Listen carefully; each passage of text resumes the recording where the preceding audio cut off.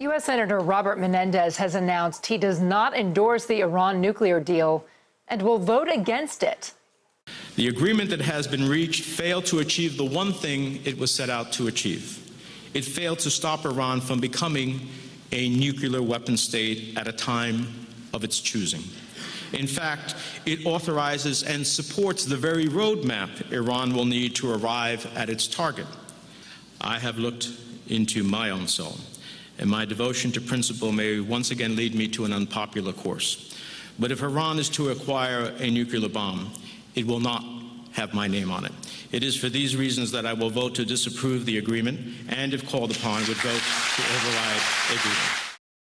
Well, Menendez is from New Jersey. He's the second Democratic senator to say he won't support this Iran nuclear deal. He joins New York's Chuck Schumer. Virtually all of the Republicans oppose the deal as it stands. But despite the opposition, Congress can't undo the architecture of the actual agreement. Joining us now is CBS News State Department correspondent Margaret Brennan.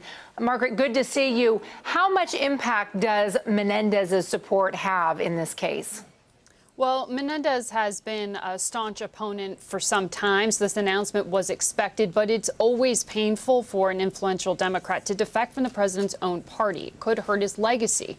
But while the administration isn't getting the kind of wide bipartisan support it wanted for what the president views as the signature foreign policy achievement, the White House still says it has the votes that actually matter. They are confident that they can sustain a presidential veto of any effort to block the deal. So this stings, but it doesn't stop them. And even if somehow the Republicans in Congress were able to find the support they need to overrule a presidential veto, the EU has already voted on this and supports the bill and has supported lifting the sanctions. The United Nations will do the same. So in essence, doesn't the deal move forward with or without the United States?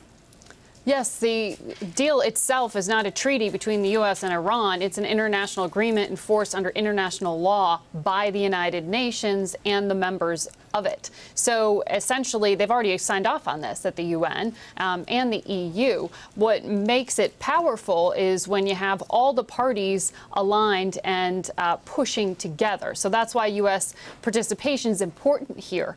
But yes, effectively, this is already agreed upon. The question, though, is it has to be implemented, and that's going to be over the next 6 to 12 months. So what kind of signal is sent by the U.S. Congress and the U.S. people when they're saying, wait a second, we may back out of a commitment that essentially our president made?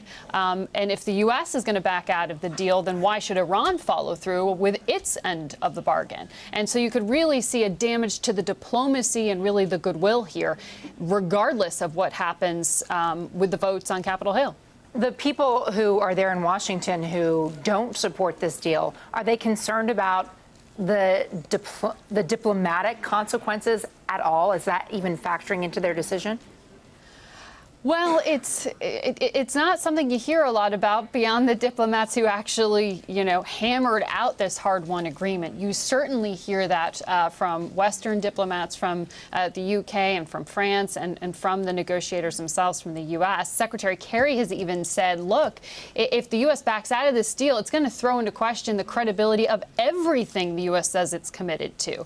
So practically speaking, though, the White House puts it in sort of plainer terms. They say they don't need Congress to agree to this. They just need Congress to avoid screwing it up. That's what the White House spokesman said just a few days ago. So it concerns them that Congress could torpedo the deal by sending some negative signals that lets the hardliners in Iran win out and back out of their end of the bargain. So that's the danger. Margaret Brennan in Washington. Margaret, thank you.